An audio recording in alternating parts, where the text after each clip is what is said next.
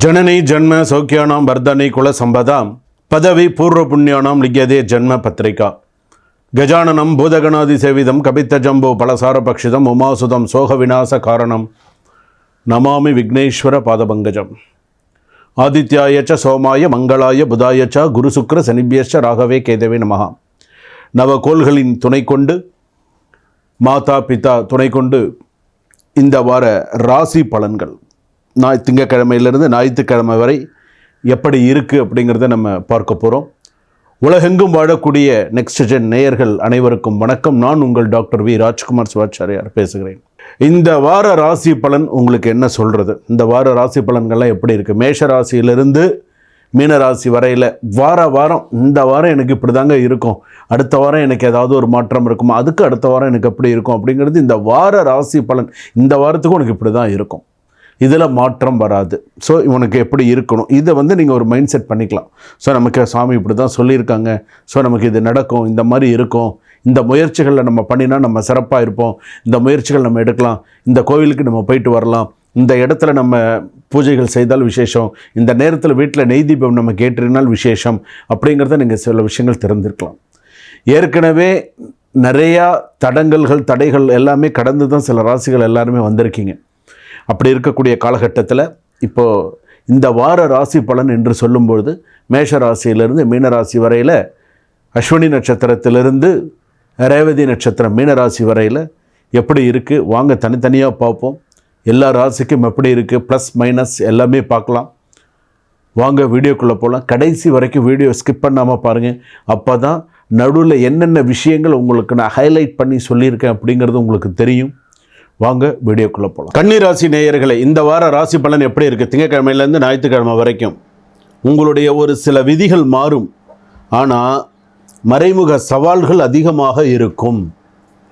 நான் சொல்கிற ஒவ்வொரு வேர்ட்ஸுமே you can take it as a very golden words. ரொம்ப ஒரு கோல்டன் வேர்ட்ஸாக எடுத்துக்கோங்க, ரொம்ப கோல்டன் வேர்ட்ஸாக எடுத்துக்கோங்க, அதுதான் நல்லது. எடுத்து பாருங்கள், கோல்டன் வேர்ட்ஸாக எடுத்துக்கோங்க. ஒரு சில விஷயங்கள் நான் இதில் சொல்லக்கூடிய விஷயம் என்னென்னா, சில இடங்களில் ப்ரெஷர் மற்றும் சில இடங்களில் அன்எக்ஸ்பெக்டட் கெயின் இரண்டும் ஒன்றாக வரும். இந்த வாரத்தில் அனுபவமும் அதிர்ஷ்டமும் அனுபவமும் கலந்த ஒரு முக்கியமான வாரம். இதில் பாசிட்டிவ் ஆஸ்பெக்ட்ஸ்லாம் எப்படி இருக்கும்? நீண்ட நாள் நினைத்த திட்டம் இந்த வாரத்தில் ஏதாவது ஒன்று முன்னேறத்துக்கான வாய்ப்பு, நுண்ணறிவு, தீர்மானம், அது எல்லாமே இருக்கும். பண விஷயங்களில் ஒரு சின்ன சர்ப்ரைஸ் பெனிஃபிட், ஏதாவது ஒரு நல்ல விஷயங்கள் இருக்கும். நெகட்டிவான விஷயம் மன அழுத்தம், ஓவர் திங்கிங்கு, வயிறு ஆரோக்கிய குறைவு, வீட்டில் பார்த்தீங்கன்னா நீங்கள் வீட்டில் இருந்தாலே அன்னெசரிலி ஆர்கியூமெண்ட்டு எல்லாம் இருக்குது. வேலை பளு கூடும். அதே போல் பார்த்தீங்கன்னா சில நேரத்தில் பார்த்தீங்கன்னா டெட்லைன் டைட்டாக இருக்கும். மேனேஜர் லெவல் சப்போர்ட் கிடைக்கும். சக ஊழியர்களின் ஜலசி அதிகமாக இருக்கும். சில நேரத்தில் பார்த்தீங்கன்னா எல்லா டாஸ்க்குக்குமே ப்ரூஃப் கேட்க ஆரம்பிச்சிருவாங்க, பார்த்துக்கோங்க. பிஸ்னஸ்க்கெலாம் பார்த்தீங்க அப்படின்னு சொன்னால் புதிய ஆர்டர்லாம் ஸ்லோவாக தான் வரும். மணி சர்க்குலேஷன்ஸ் கொஞ்சம் சீராக இருக்கிறதுக்கான வாய்ப்புகள் நிறையா இருக்குது. வீட்டில் பெரியவங்களுடைய ஆசீர்வாதங்கள் நிறையா இருக்குது. சகோதரன் சகோதரிக்குள்ளே சிறு சிறு கருத்து வேறுபாடுகள், சிறு சிறு மன வருத்தங்கள் வரும், சரியாயிடும். வார இறுதியில் ஃபேமிலியோட ஒரு அவுட்டிங் போகிறதுக்கான வாய்ப்புகள் இருக்குது. கொஞ்சம் ஒரு பீஸ்ஃபுல்லான ஒரு மனதோட குழந்தைகள்கிட்ட மனம் விட்டு இப்போ எல்லார்கிட்டையும் பேசுகிறதுக்கான ஒரு சூழ்நிலைகள் உருவாகும். சிங்கிள் பர்சன்ஸ்க்கெல்லாம் ஒரு நியூ க்ரஷ் வந்தாலும் இன்னும் ஃபைனலைஸ் ஆக வாய்ப்பு இல்லை. ஸோ பழைய மிஸ் அண்டர்ஸ்டாண்டிங் பற்றிலாம் நீங்கள் பேச வேண்டாம்.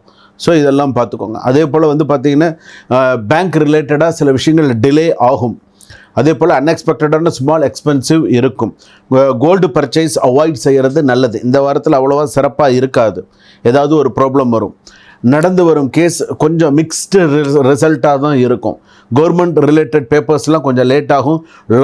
லாயர் அட்வைஸ் இல்லாமல் சிக்னேச்சர் செய்ய வேண்டாம். உங்களுடைய அட்வொகேட், உங்களுடைய லாயர் என்ன சொல்கிறாங்களோ அதை கேட்டு நீங்கள் நடங்க. நீங்களாக ஒரு விஷயத்தை முடிவு பண்ணிக்காதீங்க.